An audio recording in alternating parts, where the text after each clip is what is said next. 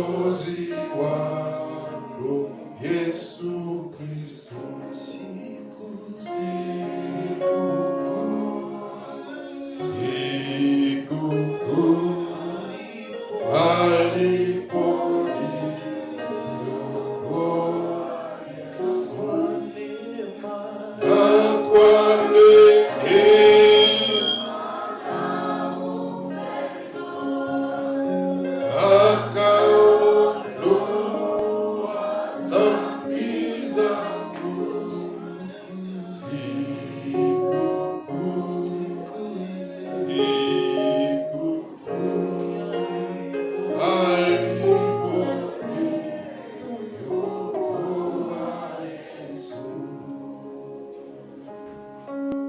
shangwe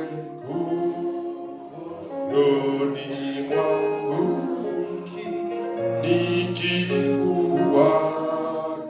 Bwana Yesu, anipimia neema sawa wakati wote wa maisha.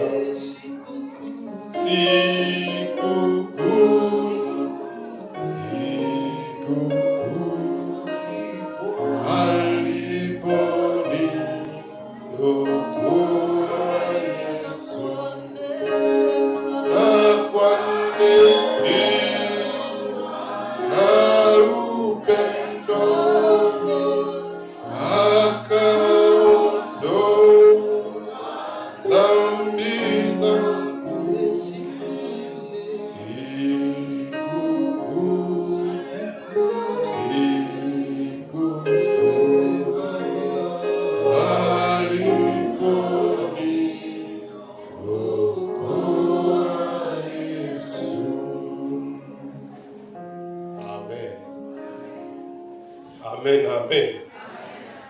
Furaha iko? Tumchapie Yesu makofi makubwa.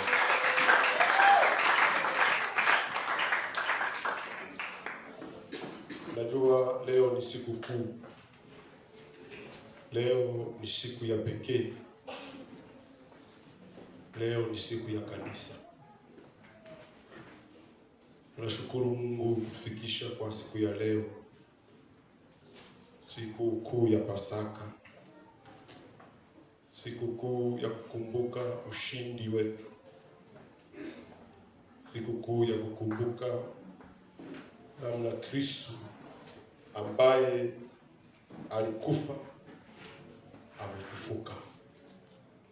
Ambia mwenyewe pembeni yako, Yesu amefufuka. Amen, amen.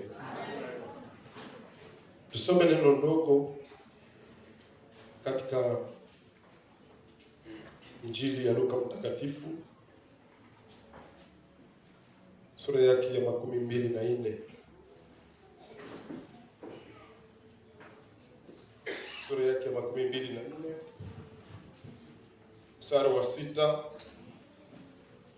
hadi mstari wake wa 7.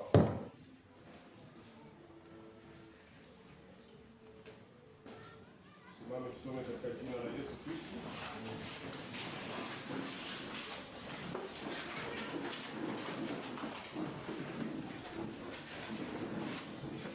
Injili Luka Mtakatifu 24 6 hadi 7. Kama kuna mmoja amepata, some zile verse 2. Tusome katika jina la Yesu. Ndio. Inasema hivi Injili ya Luka 24 mstari wake wa 6.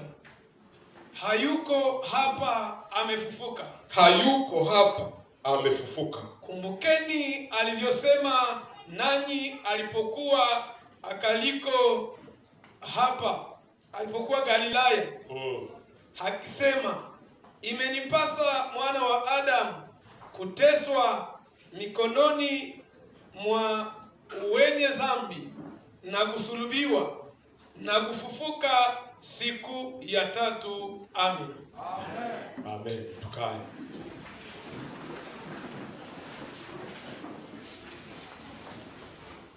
Leo ni siku kuu ya resurrection, siku kuu ya ufufuko. Ninajua hili juma lote tulizungumzia hizi habari za kufa kwa Yesu na mateso aliyoyapata kwa ajili yetu. Halafu tunamuona Yesu Kristo pale Kalvari, pale Golgotha, na lile tukio ambalo lilionekana pale Kalvari zaidi ya miaka 2000 ambayo iliyopita, Yesu Kristo kufa, baada akazikwa, na siku ya tatu akafufuka. Hakika lilikuwa tukio la ajabu, tukio ambalo lilisababisha mageuzi makubwa, transformation ya ajabu sana. Nataka mbele niendelee nikwambie kwamba kwa kufa na kufufuka kwa Yesu Kristo agano lilibadilika. Amen, amen.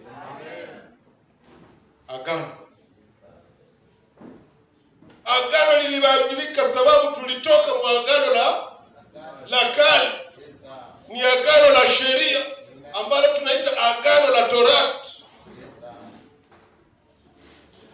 Alafu ufufuo wa Yesu ukatuingiza kwenye agano jipya, na ile agano jipya inaitwa agano ya neema ya Mungu. Haleluya.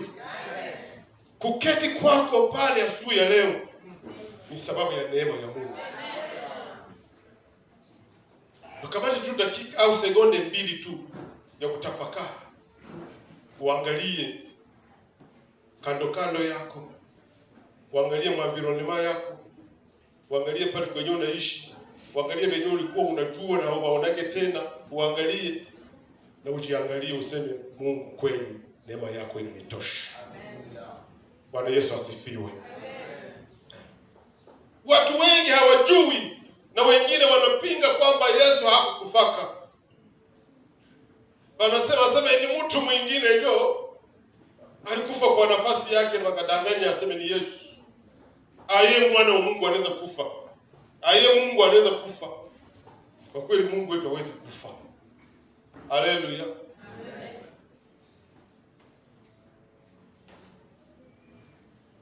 Ndiyo, ni rahisi, tunaweza kusema ile kwa uwepesi sana,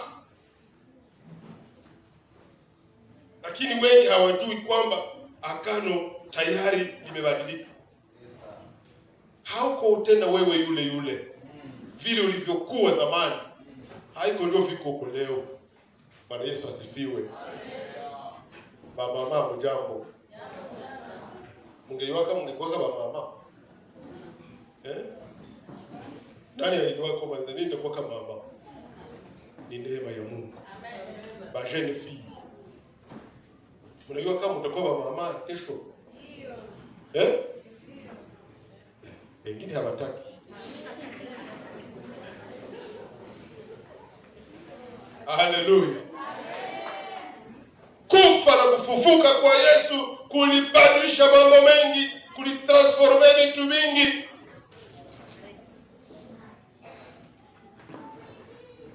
Siku ya tano tulisema kwamba la croix de Jésus a tout transformé. Amen, amen. Ilibadilisha hali zetu zote. Na leo iko shangwe kubwa, shangwe ya ajabu.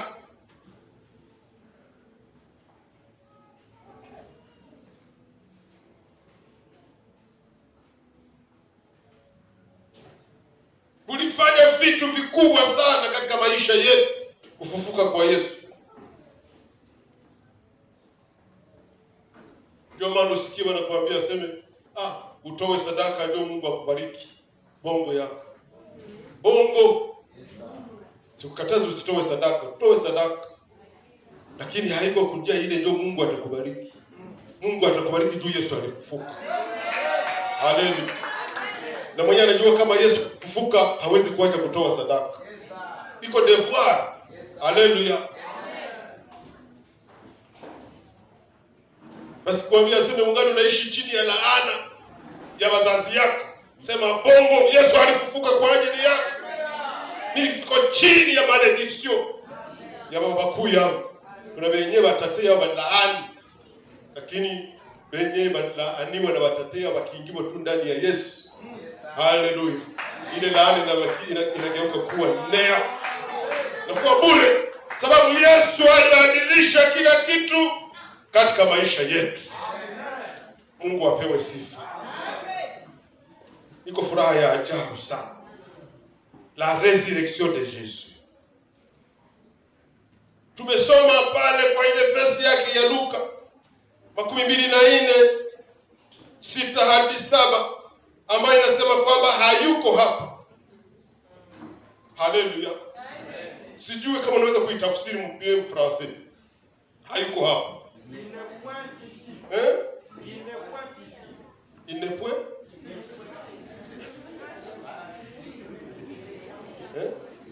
ici. Il n'est pas ici. On a dit qu'en français, il n'est point ici. Il n'est point ici. Ndio. Bwana Yesu asifiwe sana. Il n'est point ici. Hayuko hapa. Anglais nasema ni Chubaka. Anglais. He's not here. Is not here.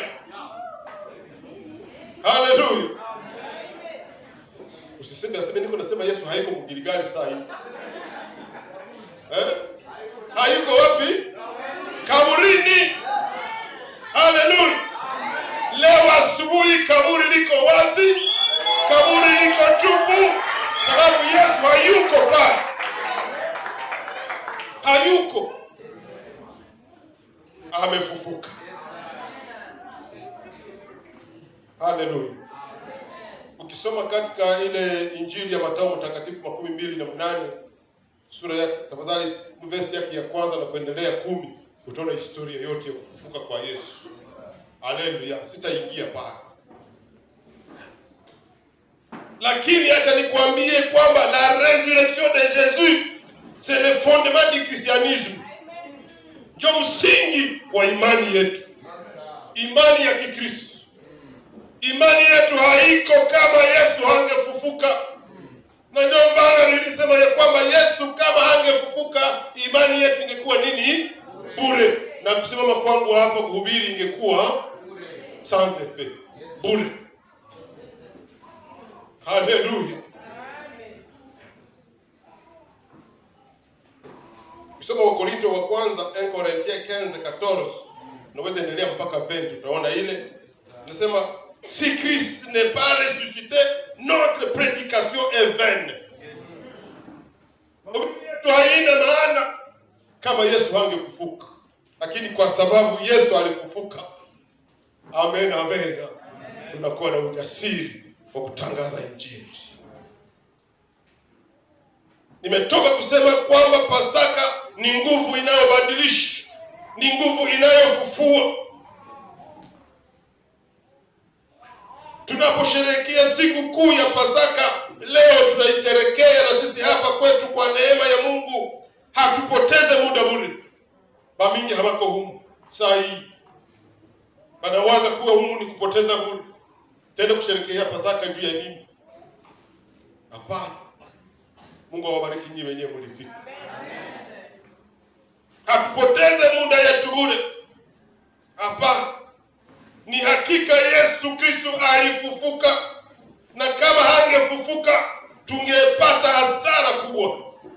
Lakini kwa sababu Yesu alifufuka, tuna matumaini. Jina la Bwana libarikiwe. Ndio maana Pasaka ni tumaini la Wakristo. Na tumaini la Wakristo ni kufa na kufufuka kwa Yesu Kristo. Pasaka ni ushindi, au kufa kwa Yesu Kristo ni ushindi wetu. Yaani uthamani na faida ya sisi wa Kristo haiko mpesa zetu, haiko mali yetu, haiko watoto yetu, haiko elimu yetu, wala mali yetu, wala utajiri wetu, iko katika kufufuka kwa Yesu Kristo. Bwana asifiwe sana. Hayuko hapa, amefufuka. Tusome Mathayo 27:51-53. Mathayo 27:51-53. Pale tutaona yenyewe vilifanyika wakati Yesu anakufa. Qu'est-ce qui s'est passé? Parce que hakukuwa n'importe qui. Iko tofauti na watu wengine. Wengine wanakufa msilence. Hakuna kitu hata kinaonekana. Kuna hata alama sema alikufa na inaishia pale. Nambeba kule shemee, kama ndio shemee ya wapi ile? Hapana.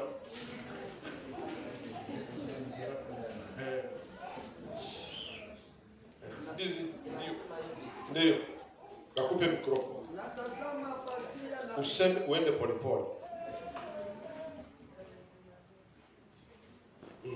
Natazama pazia la hekalu likapasuka vipande viwili toka juu hadi chini. Wakati Yesu Kristo anakufa, kitu cha kwanza kinafanyika. Pazia la nini? La hekalu likapasuka vipande viwili toka juu hadi chini. Toka juu mpaka chini. Nchi ikatetemeka. Ulimwengu, nchi ikatetemeka.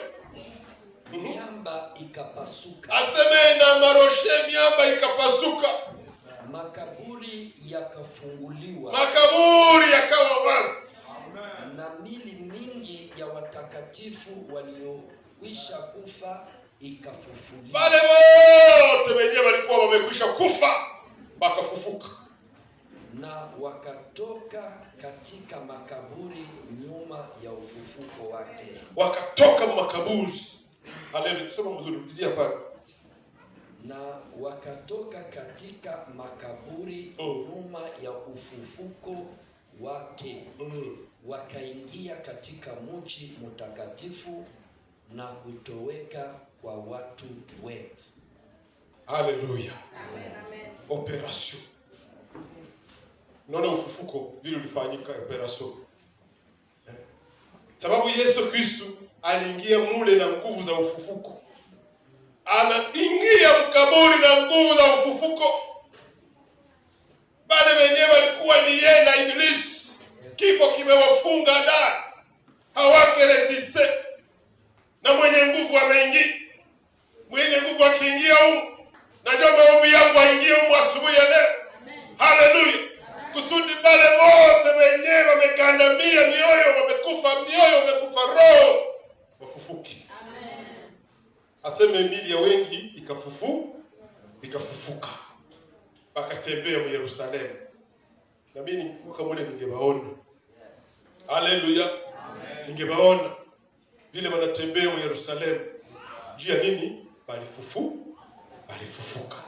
Mtu mwenye kufufuka anatembea. Tofauti na mtu mwenye kufa. Mwenye kufa analala, lakini mwenye kufufuka ni mtu aliye hai. Anatembea, anapumua, anafanya kazi, anaongea. Haleluya. Sababu yuko hai. Alifufuka. Ukiangalia historia yote pale, siiseme sawasawa au vile vile inaandikwa zaidi, lakini ukisoma utaona kwamba shetani ni mjanja sana, na haiko leo ndio alijifunza mjanja. Alitafuta abadilishe ukweli. Shetani anabadilisha ukweli, ndio kazi yake. Abadilishe ukweli, lakini hakuwezi. Réussi. Hakushinda kubadilisha ukweli.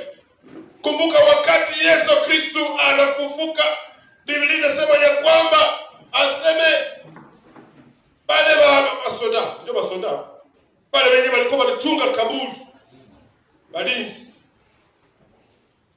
waliasiste kwa ile sehemu, waliona kweli yote. namna Yesu anafufuka. Haleluya! Lakini wakati alikufa ni pale vitu vilianzia, tetemeko ya nchi, giza ikaingia. Asema ndio wale wenyewe walikuwa pale wakasema kweli huyu alikuwa mwana wa Mungu. Haleluya, mwana wa Mungu. Halafu wakati sasa Yesu anafufuka, pia kukawa nini? Kukawa ni tetemeko tena. Tetemeko. Malaika akashuka akaviringisha lile jiwe. Kiswahili yenye niko nayo waseme malaika akashuka akapindua. Na nyingine inasema waseme akasogeza. Akaweka jiwe pembeni. Wale walinzi waliasiste. Waliona sasa. Lakini shetani akawaingia ndani. Anatafuta kubadilisha kweli. Kweli itabaki kweli. Haleluya. Hata shetani afanya yeye hawezi kubadilisha kweli. Ndio maana nataka nikwambie uitike au ukubali. Yesu alifufuka. Maadui wetu wakubali wala wakatae, Yesu Kristo wetu alifufuka, yuko hai. Na anakaa kuume kwa Baba, anaandaa nafasi ambako watakatifu wataingia, watafikia. Haleluya. Yesu wetu yuko hai. Amen. Hayuko hapa. Amefufuka. Amen. Huu ndio ujumbe mkuu wa Injili. Yesu yu hai. Il est vivant. Yesu Kristo hakukubali kaburi au hakukubali abakie kaburini. Hapa hakubaki mle mkaburi, lakini alifufuka na leo anaishi milele. Bwana Yesu asifiwe. Soma katika kitabu cha Ufunuo sura yake ya kwanza na mstari wake wa 18 inasema, aseme na alikuwa nimekufa. Haleluya.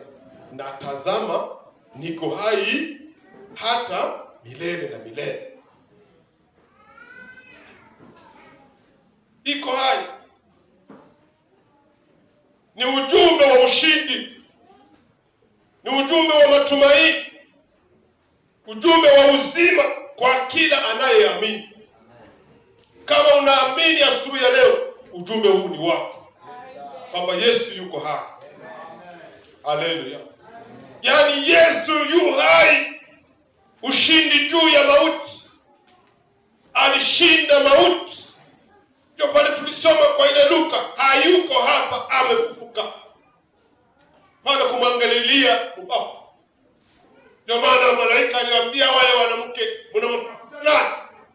Mnamtafuta Yesu aliyefufuka. Kuna wengine wangali wanawaza Yesu angali mkaburi. Yesu haiko tena mkaburi.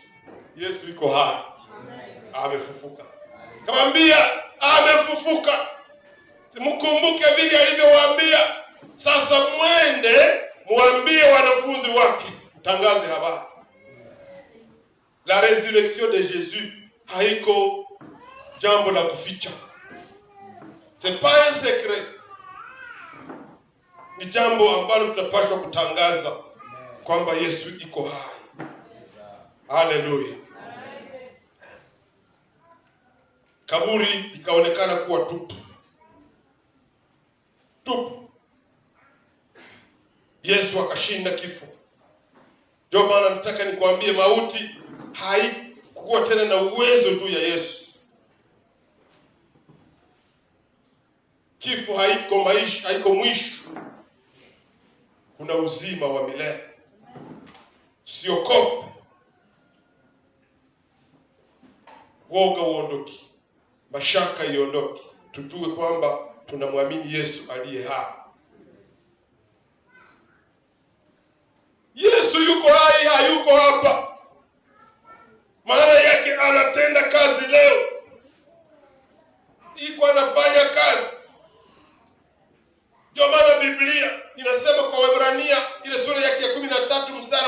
sababu nani anasema yeye yule jana, leo na hata milele. Ni nani yule? Ni Yesu aliyefufuka. Haleluya. Hata milele. Yaani Yesu haiko wa zamani tu, hapana, anafanya kazi hata leo. Labda utaniambia anafanya nini leo Yesu? Tungekuwa mwatelie, tungetoa ulizo na tunaijibia si wote. Yesu leo kama anafanya kazi, ni kazi gani anafanya leo? Acha nikwambie, huyu Yesu aliyekufa na kufufuka anaokoa. Haleluya. Anaokoa. Huyu Yesu aliyefufuka leo anaponya. Yes sir. Mnaiamini? Anaponya. Wangapi walikuwa wagonjwa hapa? Na Yesu aliwaponya. Unafika mbele kiwango ya kukata tumaini na kusema huyu mtu hataishi tena. Lakini unaona anasimama na anatembea. Juu ya nini? Sababu Yesu anaponya. Jina la Bwana libarikiwe. Tunaingia kama situation zenyewe zinatutia espoir. Unasema basi linaishia hapa. Sikia, Yesu ndio mwisho wa kila kitu. Wakati mwingine ukisema aseme ile l'alpha et l'omega. Yesu mwanzo na mwisho. Yaani anaponya. Kama uko mgonjwa asubuhi ya leo, ujumbe wa ufufuko kwamba ufufuki. Upone. Amen, amen. Jana nilikuwa na kagripe kidogo. Rafiki mwenzangu kwa nilala mkazi akaniita usiku. Ananiambia, "Unasikia yeye?" Nasikia sasa vile sauti iko mzito. Utaingia kwa madhabahu kesho na uko na gohoro. Uko na tuse. Akasema ishinde kwa jina la Yesu. Haleluya. Sasa ndamuka asubuhi ilishaisha. Jina la Bwana libarikiwe. Haleluya. Yesu anaponya. Hata leo.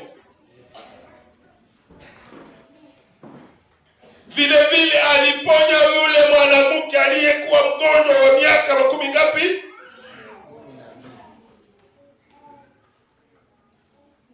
Ndio vile pia atakuponya. Kazi nyingine Yesu anayoifanya leo ni kazi gani? Anabadilisha maisha. Tumchapie Yesu makofi. Anabadilisha maisha ya watu wanaomwamini. Maisha yetu anaibadilisha.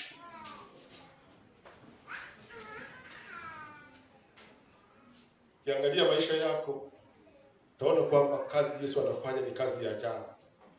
Haleluya. Vile niko naangalia kwa nitoshe dineti. Naona mnaangaa pia. Ni kazi ya Yesu. Haleluya.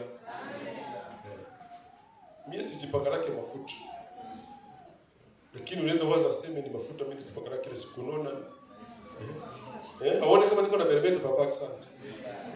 Chapia Yesu makofi. Sababu Yesu ni wa ajabu, Yesu ni mwenye nguvu, anabadilisha maisha ya watu.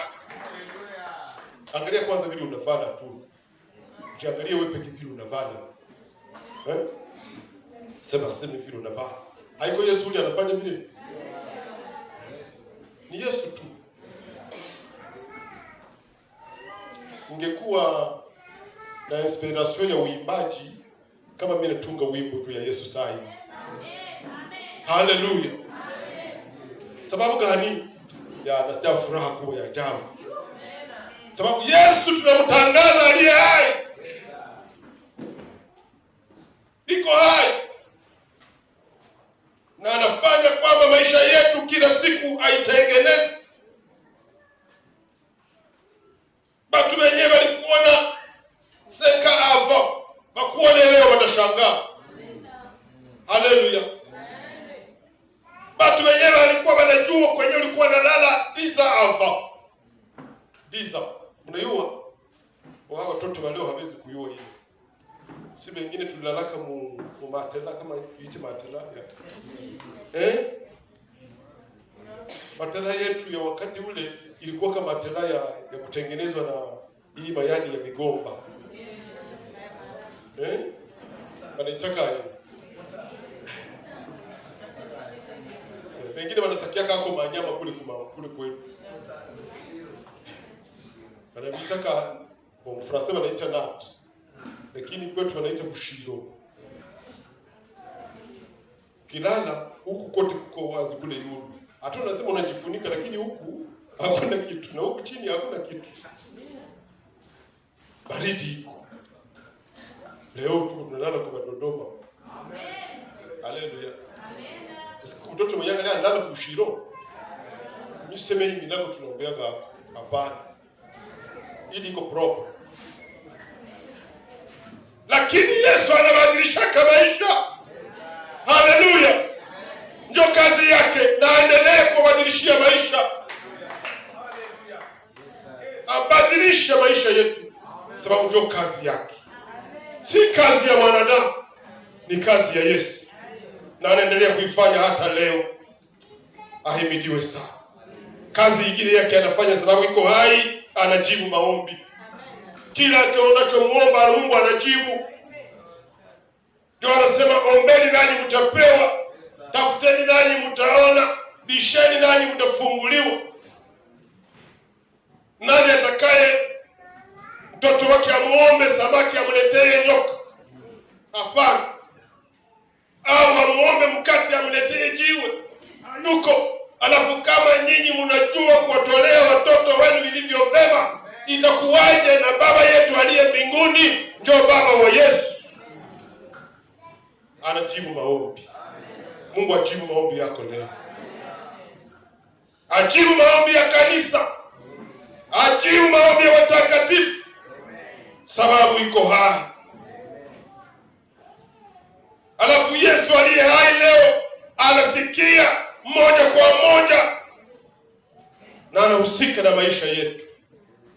Yeye ndio anajiokipe na maisha yetu, hapana kujiengie tena. Na Mathayo anaisema usijisumbue kwa lolote lile. Haleluya. Bali kwa kuomba na kusali. Amen, amen. Tumjulishe haja zetu na atajibu. Yuko hai. Yesu yuko hai. Anatupa maisha mapya.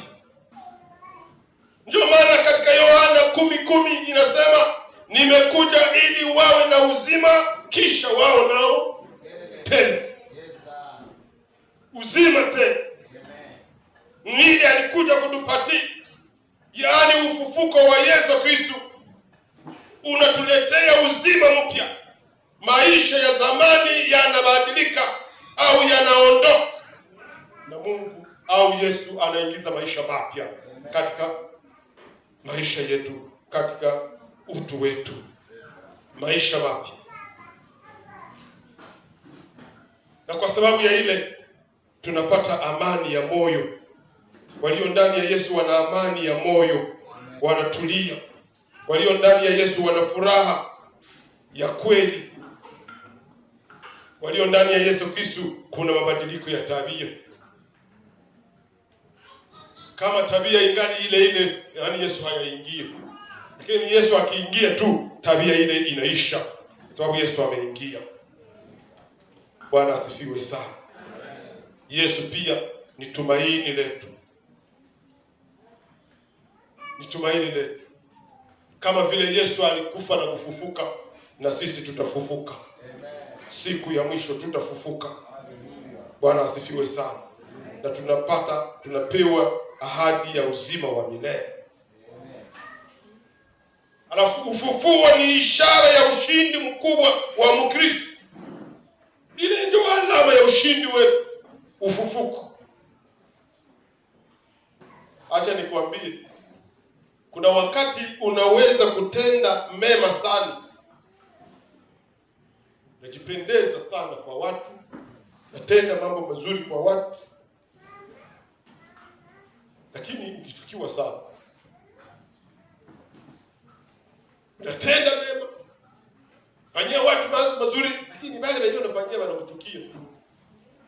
Sio vile kulikuwa ya Yesu, wale wenyewe alitendea kama mema, anakulisha watu, anawapatia chakula wanakula, anawaponyesha ndugu yao, lakini wale tu ndio wenyewe walilalamika, aseme uli asulubiwe afe, ateseke. Ndivyo Yesu alifanya mema sana, lakini walimtesa. Ndio maana nataka nikwambie kwa hii Pasaka ya leo, usiangalie majaribu, umuone Mungu. Haleluya. Uone Mungu. Formula ya Mungu ndio hii. Mungu huja mwisho. Après avoir traversé des moments de calamité difficile, Mungu anajitokeza. Haleluya. Hauya wanaka ile. Naanza kujiuliza sasa leo hapa watoto watakula ni mawazo na waya huko na huko. Na siku nifika mwisho. Dakika kidogo tu unaona Mungu analeta solution. Haleluya.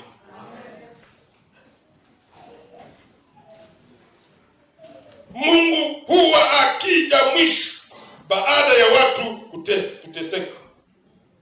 Watu kutesa. Mungu anakuja. Yesu alipomzika,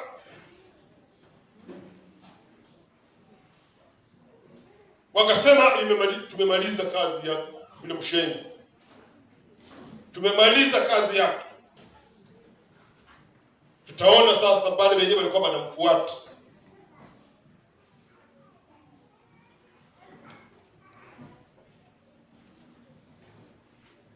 Na Mungu naye akawasubiri mpaka mwisho. Mpaka wamfikishe wapi? Mkaburi. Na ndipo sasa nguvu ya ufufuko inafanya kazi. Haleluya. Ikaonekana nguvu ya ufufuko. Yesu akazikwa kama mwanadamu, lakini hakubaki kaburini, akashinda mauti. Ndio maana ninataka kwa hii Pasaka ya leo nikuambie wewe ambao unakatishwa tamaa kwamba hakuna hali iliyokufa ambayo Mungu hawezi kufufua. Mimi sijue ni eneo gani ya maisha yako imekufa. Sijue ni vitu gani yako yenyewe alitembea aliendeke. Mimi sijue. Lakini acha nikwambie, huyu aliyemfufua Yesu Kristo siku ya tatu atakufufua. Atafufua biashara yako. Atafufua maisha yako. Atafufua akili yako. Kuna watoto wenyewe wanakuwa kwa masomo akili inapotea. Lakini Yesu ataifufua leo ile akili. Bwana Yesu asifiwe. Ndio maana nilisema ya kwamba rien n'est impossible à Dieu et à celui qui croit. Hakuna lisilowezekana kwa Mungu. Sababu Mungu ndiye anabadilisha hali magumu kuwa ushindi. Mungu akubadilishie hali. Haleluya. Mungu atubadilishie hii hali ya vita.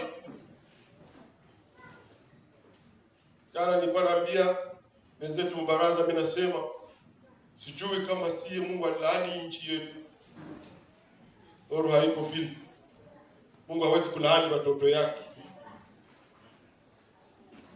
Kiangalia mainchi zingine wanatumika usiku na mchana. Na ndio maana wanaendelea, sababu hakuna maendeleo bila kazi. Usiku na mchana. Bakusafiri wanasafiri usiku. Anafanya kazi yake mchana, usiku sasa ndio anatumika. Au wanakuwa wanabadilishana, bakutumika mchana wanatumika, ba usiku wanatumika. Lakini si kisha ene 18h inakuwa calvaire. Kila mtu anaanza kimbia nikutaniwe niko mnyumba. Niwe mnyumba. Ilaani. Lakini Mungu atuondolee ile laana. Haleluya. Hii Pasaka Mungu alete amani kwa Kongo. Alete amani katika mji wa Goma. katika provinsi ya Nord Kivu na Sud Kivu, katika majimbo zote za Kongo. Mungu alete amani. Haleluya. Kwa sisi tunaweza kusafiri usiku. Toki hapa Bente niende Bukavu. Amen, amen.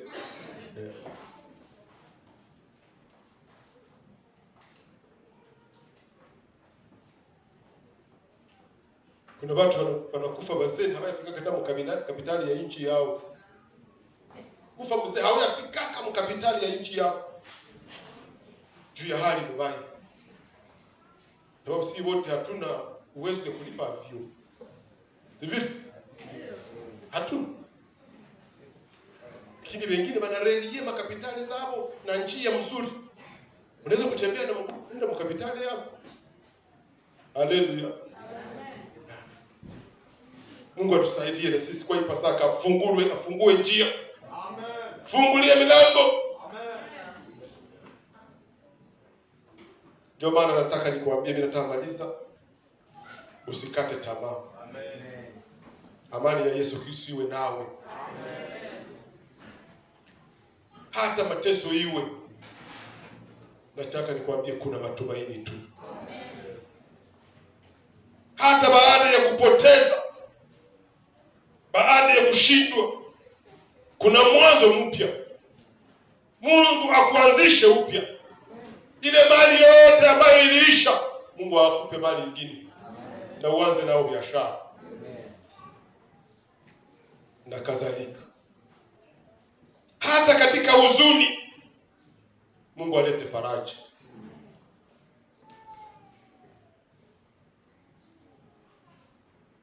Amen, amen. Na ujue kwamba haijaisha bado. Kaburi iko wazi. Ni ujumbe wa ushindi.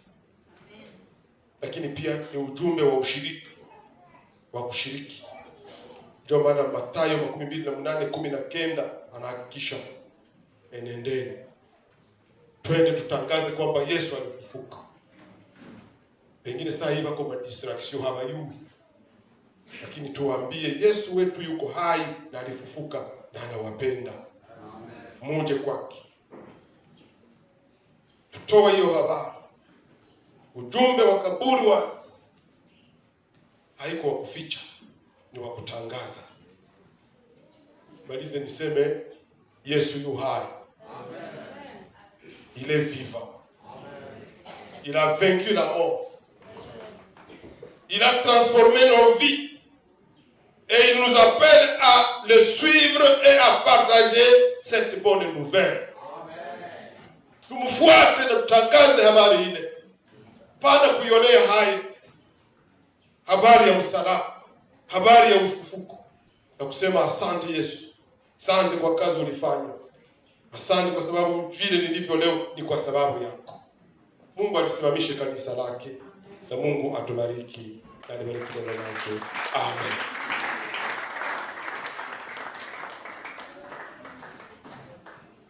Tunataka kuomba Mungu, na maombi tutafanya ni maombi ya shukrani.